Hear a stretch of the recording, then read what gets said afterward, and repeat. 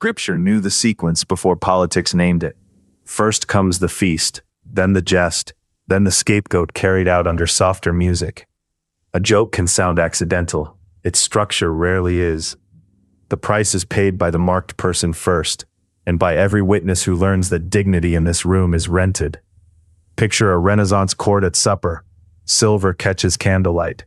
Sleeves drag across oak.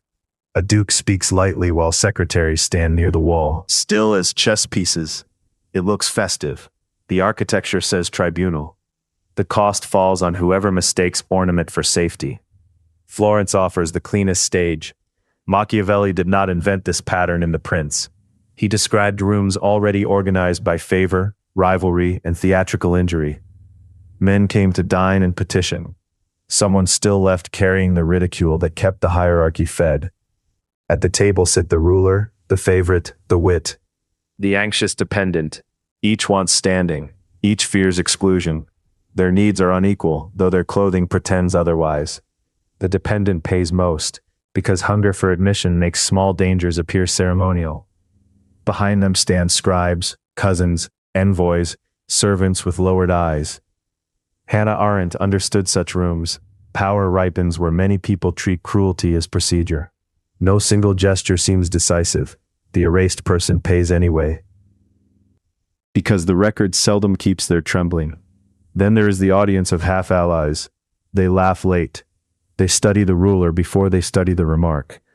Iris Murdoch wrote carefully about attention. In such rooms, attention is least upward. The bystander pays with conscience, because borrowed perception becomes habitual. What is happening structurally? A test is being hidden inside entertainment. Refusal becomes difficult because the form is playful, and play grants plausible innocence. Clausewitz wrote of friction in war. Here friction is social. The target pays when hesitation is misread as guilt. The setup begins before language. Seating places one person at the edge of protection. Earlier praise softens them. Small warmth lowers the guard. Then tone shifts by a degree. Pure leverage.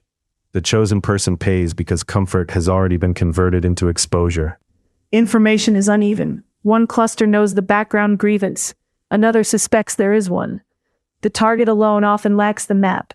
Kurosawa's Ran loved this kind of foreknowledge.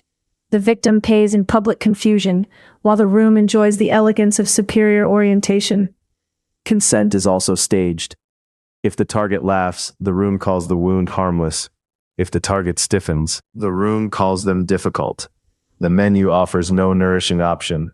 The marked person pays either way, and the witnesses pay later by normalizing coerced cheer. Consider the old court anecdote. A minister praises a gentleman's loyalty, then asks whether loyalty survives debt. The table smiles before the gentleman answers. The question sounds abstract. It names his private weakness in public. Because everyone hears insolvency where no accusation was spoken. A subtler version follows. The ruler adds a second jest, gentler than the first, giving the target a path to self-mockery. Mercy appears in the wording. The trap remains intact. The target pays by collaborating with the insult, because self-preservation now requires self-erasure.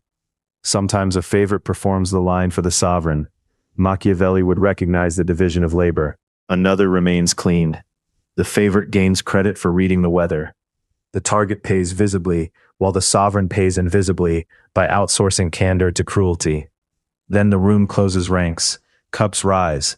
Conversation widens. No verdict is announced. That restraint is part of the elegance. Berserk understood this cold economy of spectacle. The humiliated person pays alone, while everyone else receives instruction without admitting they were taught. Who pays after the candles burn down? The obvious answer is the one humiliated at table. A second answer matters more.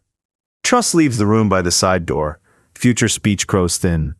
Everyone pays by becoming strategic, and the strategist pays most by never hearing an unpriced word again. There is also the cost to the apparent victor.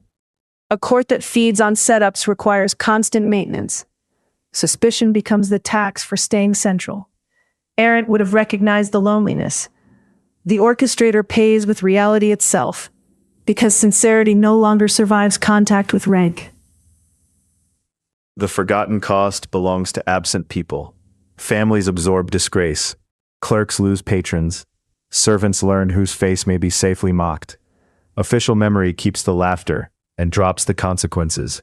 Those outside the frame pay longest, because power exports damage beyond the visible room. Modern rooms change the furniture and preserve the design. A meeting becomes jocular just before blame is assigned.